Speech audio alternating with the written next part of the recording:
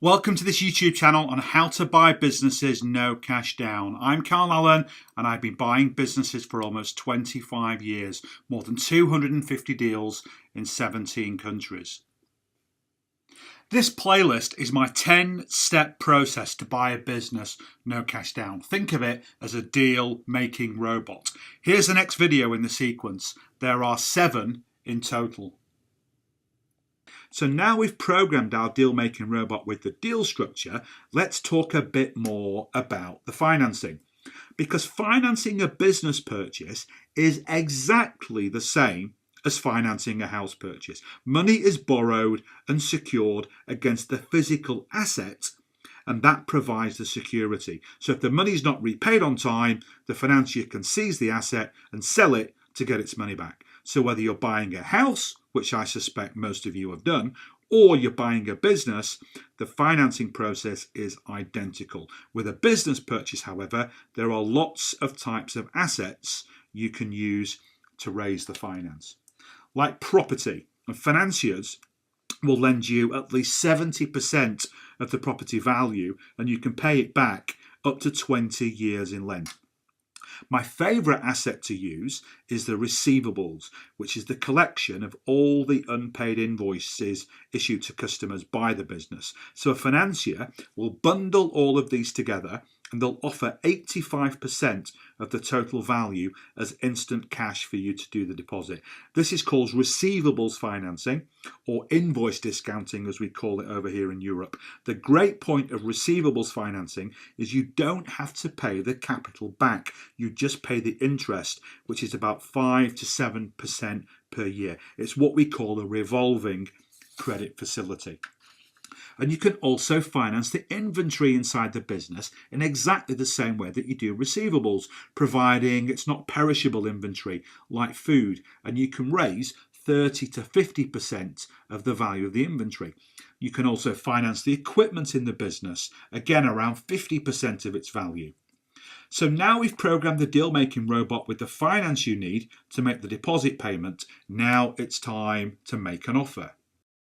Now it's time to really start to have some fun. It goes without saying that you don't need to offer the maximum amount right off the bat. We start lower and we move higher if necessary, with the maximum deposit being the amount of funding that you manage to raise. And we make the offer with the future payments linked to the future performance of the business. And that way, if the business, for whatever reason, takes a dip in performance, you can pay less to the seller, and that takes away the risk.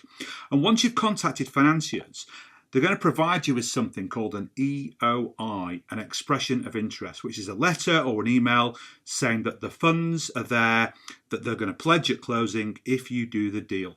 You need to attach these to your offer letter, so then when the seller sees a deposit payment, you're backing that up with evidence that you can raise the money. And in some cases as well, you don't need to buy 100% of the business. The seller may want to leave the business, but may accept part of the payment to be made by holding back a small piece of ownership, say 10% or 20%, so that when you grow it and you sell the business for a much higher price in the future, then the original owner will get some benefit of that, but only do that as a last resort, because naturally you want to own 100% of the business so that all the profit is yours.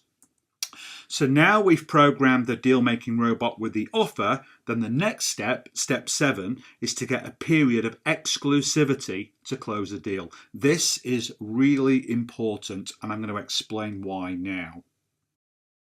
So once you've had an offer accepted, the deal is going to close generally in 4 weeks or so from you making an offer. That's the time it takes the financiers to do the due diligence on the business and for the lawyers to handle the legal contract. And as soon as you have an offer accepted, then it's time to build your micro deal team. And by that, you'll definitely need a lawyer to handle the legal paperwork, and also an accountant who can help you with the due diligence. If you're raising finance for a deposit, then the financier will do its own due diligence, and you can use that for your own purposes if you want to save some more time. Now, due diligence on a business is just like having a property survey when you buy a house. It's an independent, quick report on the health of the business so that you know that you're buying a good business and not a bad business, a dog with fleas, as I like to call them, if the business is bad. And here's the good news. The advisors that you use to do the deal, they don't need paying until the deal closes. And if it aborts for whatever reason, you don't have to pay the fees. This is called contingent deal fees, and it's how our industry works.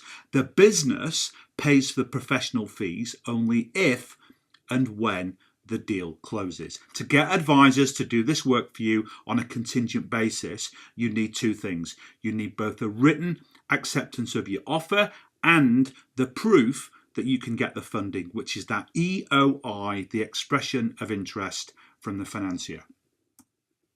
So that's it for this particular video. The next video in this playlist will follow, and please check out all the other playlists and videos for everything you need to know to learn how to buy a business no cash down. In fact, I've crammed everything that you need to know into a special 90-minute webinar titled 3 Insider Secrets to Buy a Profitable Business Inside of 99 Days Without Cash or Knowing How to Run a Business.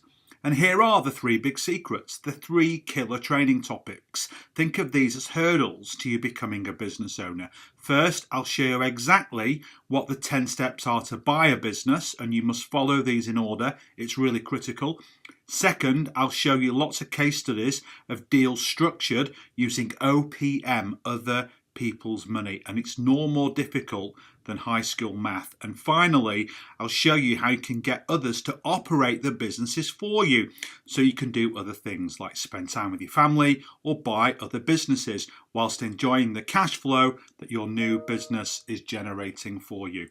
So to register for this groundbreaking training, just click on the link underneath this video on YouTube or type in this link into your browser. And I'll see you on air sometime in the next week. Until then, bye for now.